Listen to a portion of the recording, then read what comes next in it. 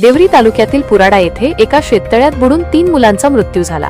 ही घटना रविवारी दिनांक 5 रोजी रात्री 8च्या सुमारास उघडकीस आली। आदित्य सुनील बैस वय 15, तुषार मनोज राऊत वय 17, दोघेही राहणार गडेवार टोला पुराडा आणि अभिषेक रामचरण आचले वय 21 राहणार पुराडा अशी मृतांची नावे आहेत। या घटनेमुळे पुराडा गावावर शोककळा पसरली आहे।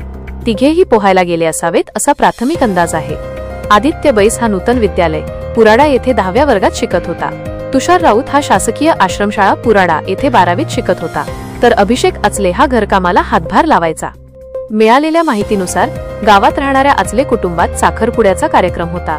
या कार्यक्रमाला सायंकाळच्या सुमारास गावकरी तसेच मित्रमंडळी जेवण करायला आले होते। जेवण केल्यानंतर आदित्य, तुषार आणि अभिषेक तिघेही दुचाकीने गावात फिरत होते। इकडे कार्यक्रम आटोपल्यावरही ते घरी न पोहोचल्याने कुटुंबियांनी त्यांचा शोध सुरू केला। दरम्यान पुराडा शेत शिवारात शेततळ्याजवळ त्यांची दुचाकी आढळली। तिथे जाऊन पाहणी केली असता काठावर छत्री व चपला आढळून आल्या। याची माहिती गावात होताच गावकऱ्यांनी शेततळ्याकडे धाव घेतली। मध्यरात्रीनंतर 1च्या सुमारास तिघांचेही मृतदेह पाण्याबाहेर काढण्यात आले।